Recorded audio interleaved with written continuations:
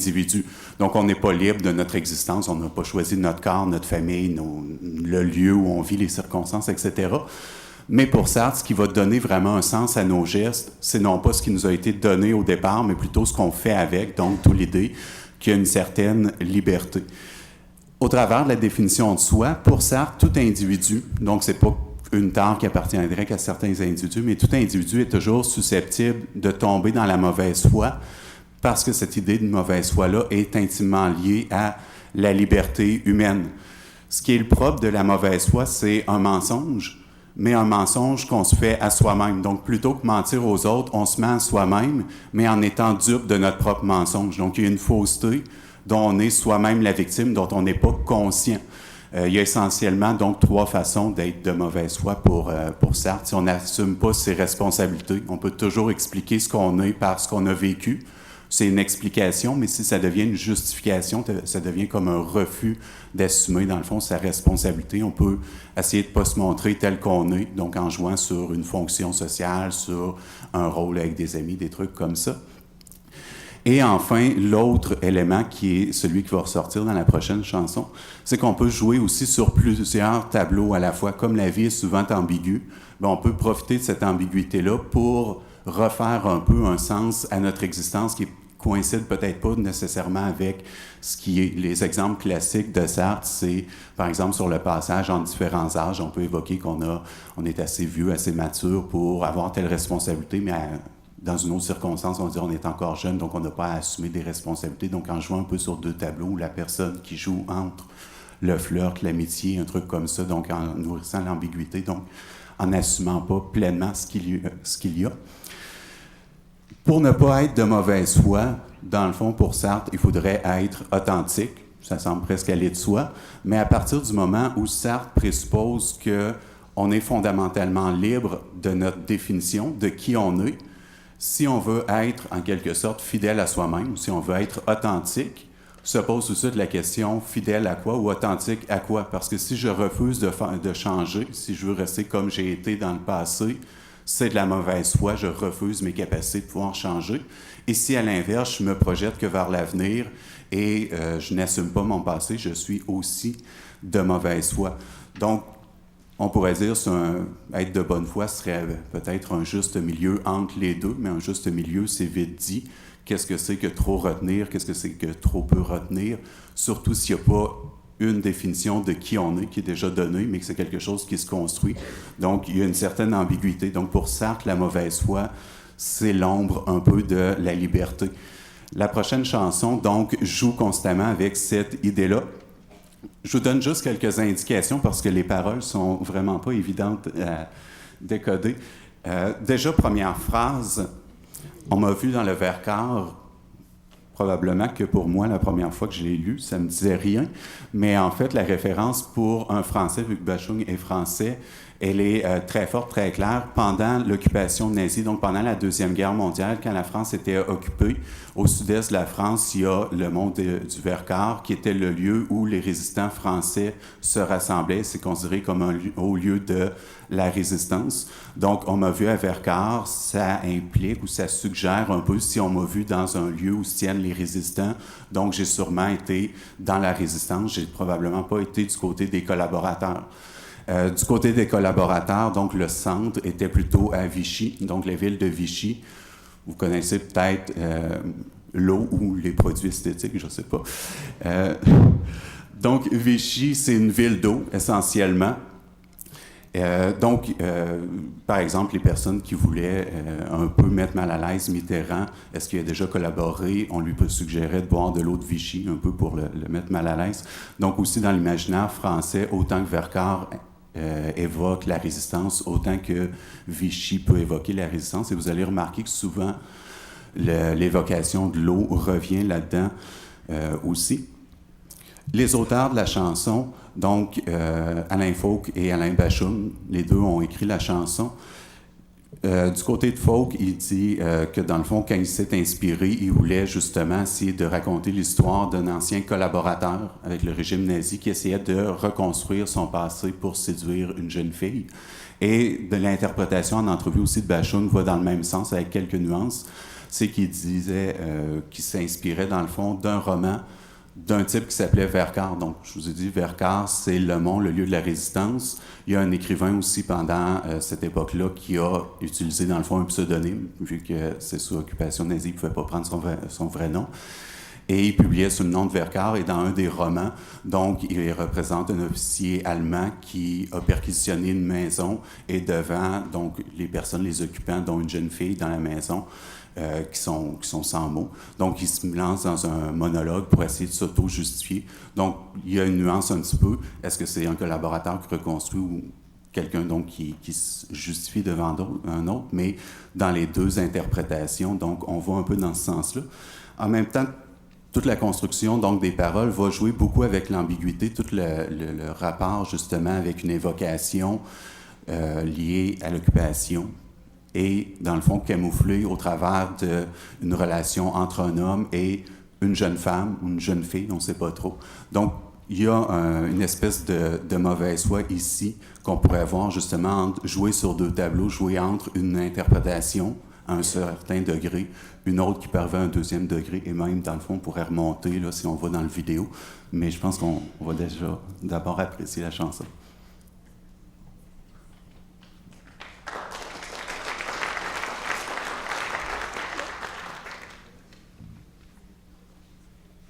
On m'a vu dans le Vercors sauter à l'élastique, baillant fort au fond des criques.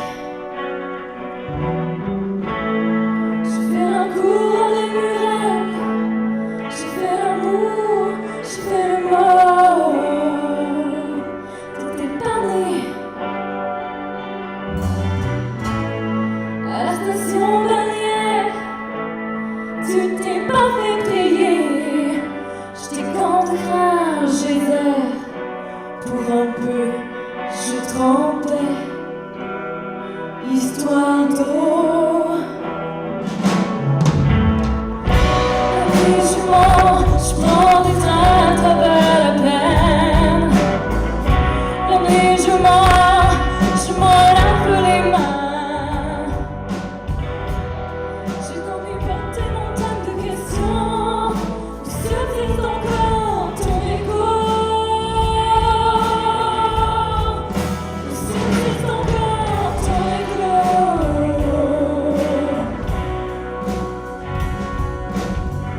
Je fais la saison dans cette boîte crânienne. Tes pensées, je les veux de miennes. T'accaparer seulement, t'accaparer. Dans les freins, j'ai fait tomber tous les malentendus. Des kilomètres de vie en rose. Un jour au cirque, un autre à chercher de paix. Dresseur de loup, dynamiteur arcadique. La nuit je prends des trains à travers les plaines. La nuit je m'enlève les mains. J'ai envie de porter mon tas de questions. Où subsiste encore ton écho? Où subsiste encore ton écho?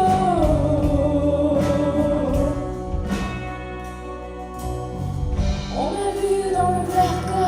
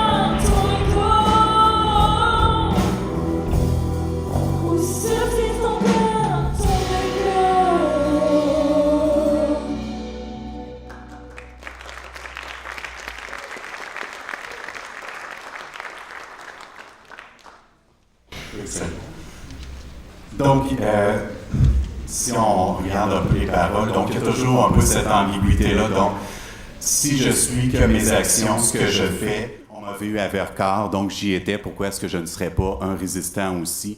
Ligne 3-4, ensuite, volant d'amphore au fond des criques.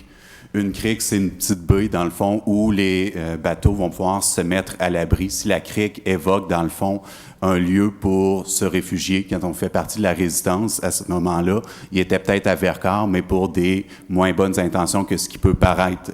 Les amphores, c'était des vases dans l'Antiquité grecque où on mettait des produits précieux, le vin, l'huile d'olive, etc. Donc, est-ce qu'il était à Vercors parce qu'il faisait partie de la résistance ou il était plutôt de l'autre côté? Neuvième ligne, à la station balnéaire, tu t'es pas fait prier. Encore là, est-ce que c'est au niveau du rapport avec une femme? Station balnéaire, c'est un lieu près d'une mer. Est-ce qu'il s'est passé quelque chose? Ou la station balnéaire évoque donc un lieu d'eau, ou une station thermale qui est une ville d'eau. Donc, encore cette ambiguïté-là.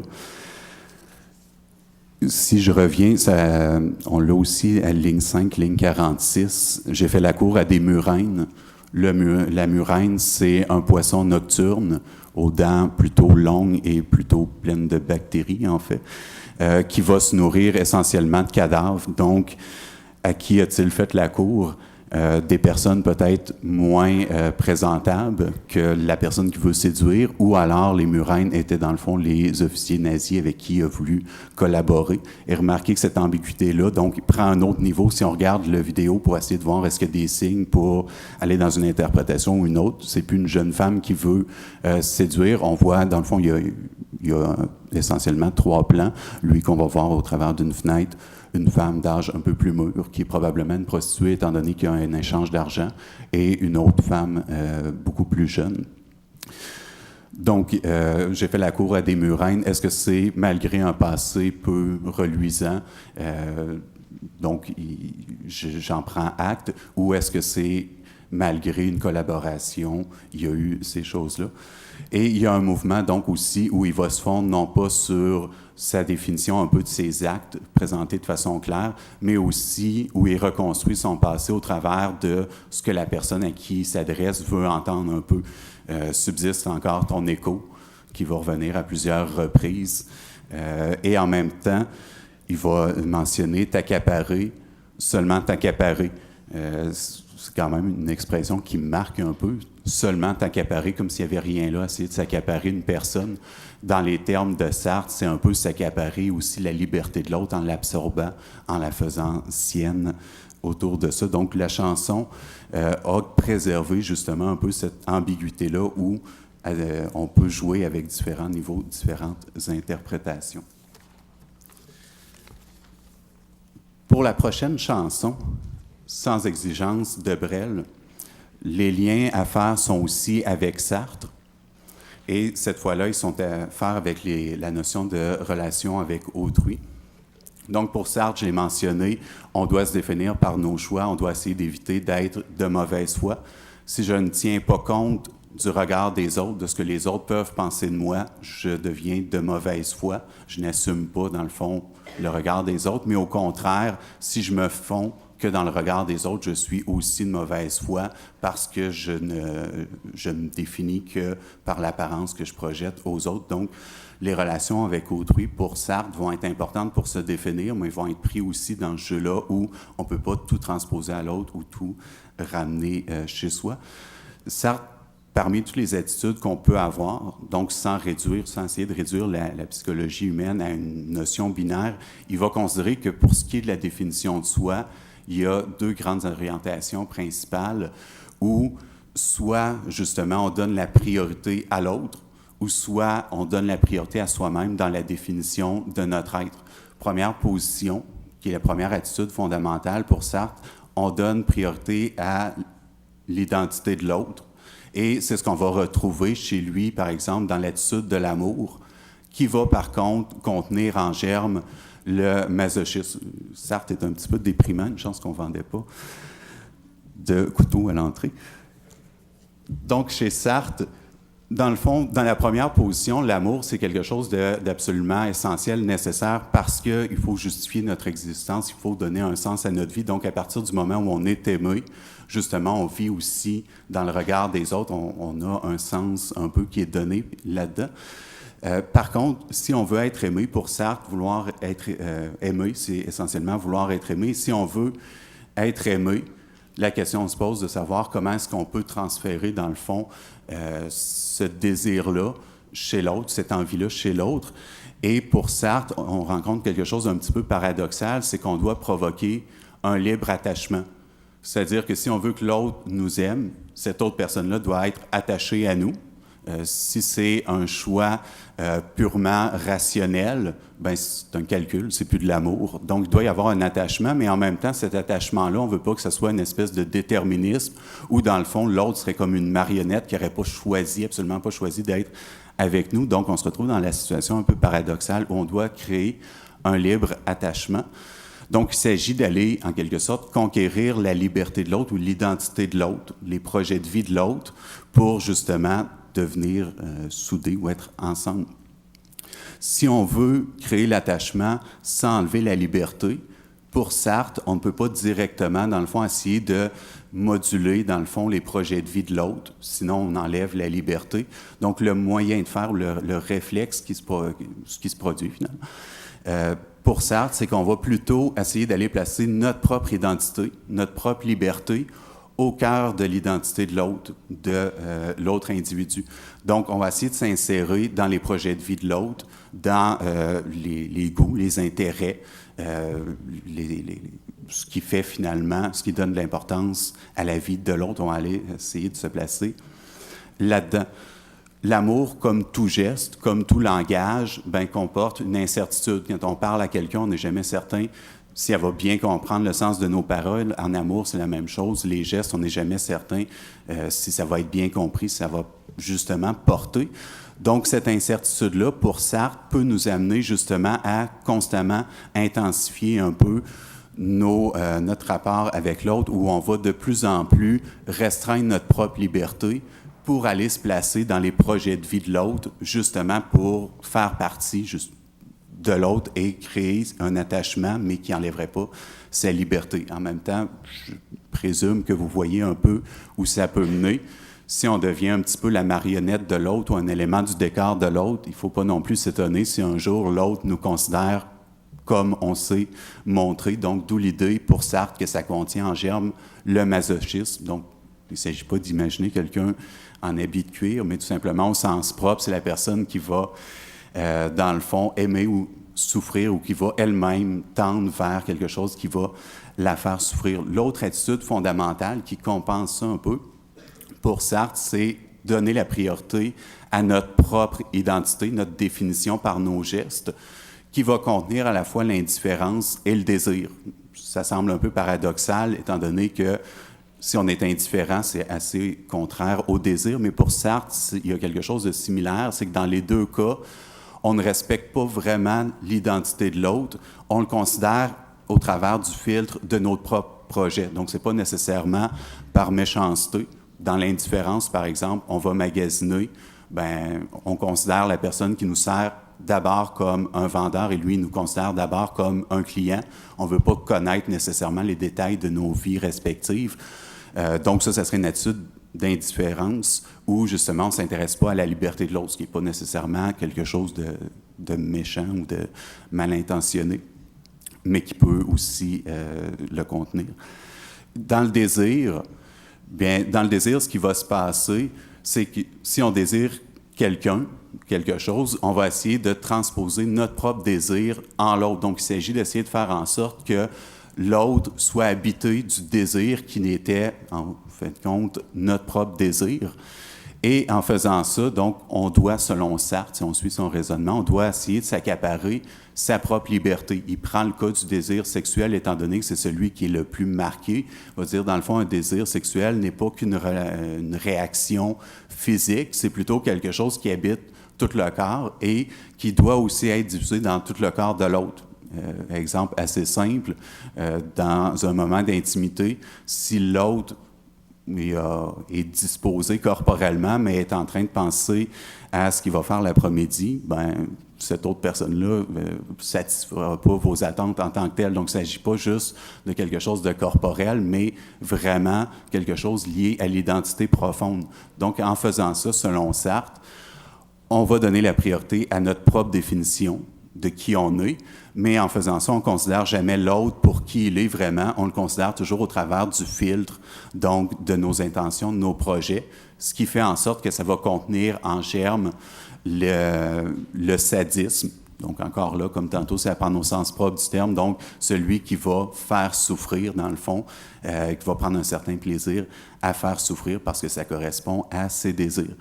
Pour Sartre, il n'y a pas d'individu qui se retrouverait, ou en tout cas généralement, il n'y a pas d'individu qui se retrouverait que dans une des deux positions.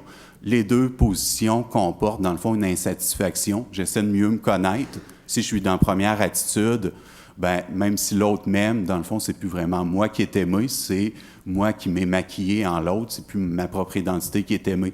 Dans la deuxième attitude, ben, dans le fond, je ne considère pas vraiment l'opinion, l'avis de l'autre, donc je n'ai pas vraiment de retour non plus sur qui je suis. Les deux études vont comporter une insatisfaction, et pour Sartre, on ballotterait constamment entre les deux. La prochaine chanson, donc « Sans exigence » de Jacques Brel, représente justement un personnage qui se retrouve dans la première des deux attitudes, donc il va s'effacer beaucoup, mais aussi où l'autre, donc son amoureuse, va se retrouver aussi dans une position de relative indifférence, justement parce qu'il s'efface graduellement, sauf dans le dernier passage de la chanson. Donc, je vous laisse apprécier la chanson, puis ensuite je ferai un bref retour là-dessus.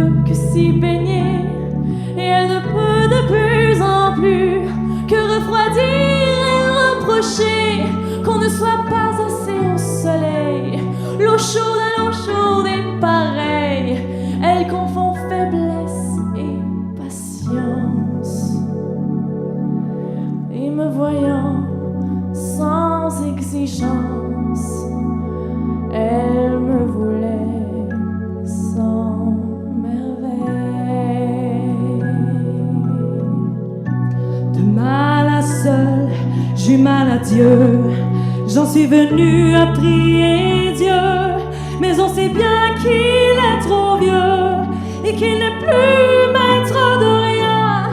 Il eût fallu que j'arrogance, alors que tremblant d'indulgence, mon cœur nous a levé la main, et me voyant sans exigence, elle me croyait sans besoin.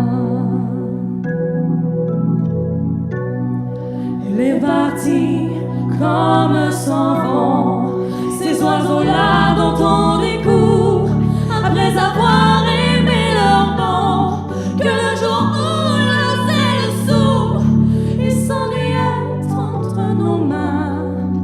Elle est partie comme en vacances, depuis le ciel est un peu lourd, et je me meurs d'indifférence, et elle croit se couvrir d'amour.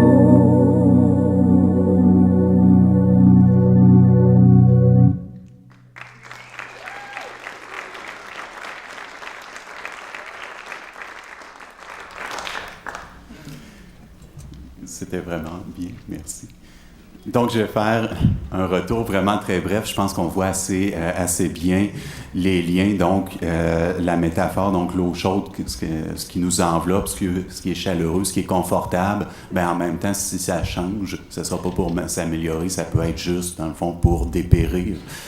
Donc, pour créer une insatisfaction. Ligne 32 à 36, il aurait fallu que j'arrogance, il aurait fallu que, dans le fond, je donne plus de place à mes propres besoins, ma propre liberté, mais étant indulgent, ben, il y a confusion entre le fait de ne pas avoir d'exigence et donner l'impression, justement, de ne pas avoir de besoin, donc où il est vraiment dans la première des attitudes, sauf, finalement, dans la dernière partie de la chanson, où il y a tout simplement un renversement, où il passe de l'autre côté, et il y a un transfert, donc il va être plutôt indifférent, et au contraire, l'autre va avoir l'impression de se retrouver justement dans l'attitude de l'amour.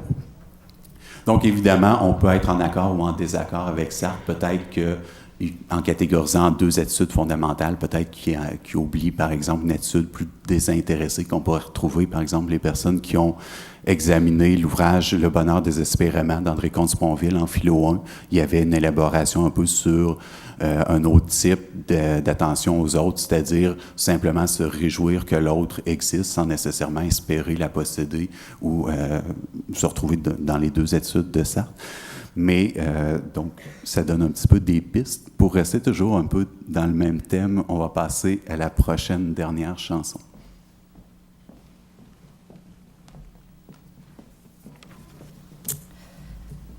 Donc, dans la prochaine chanson, One de U2, on y retrouve la conception de l'amour selon Platon.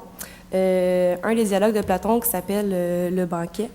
Il y a des convives qui sont invités à parler finalement du dieu Eros, qui est le dieu de l'amour. Et parmi eux, Aristophane explique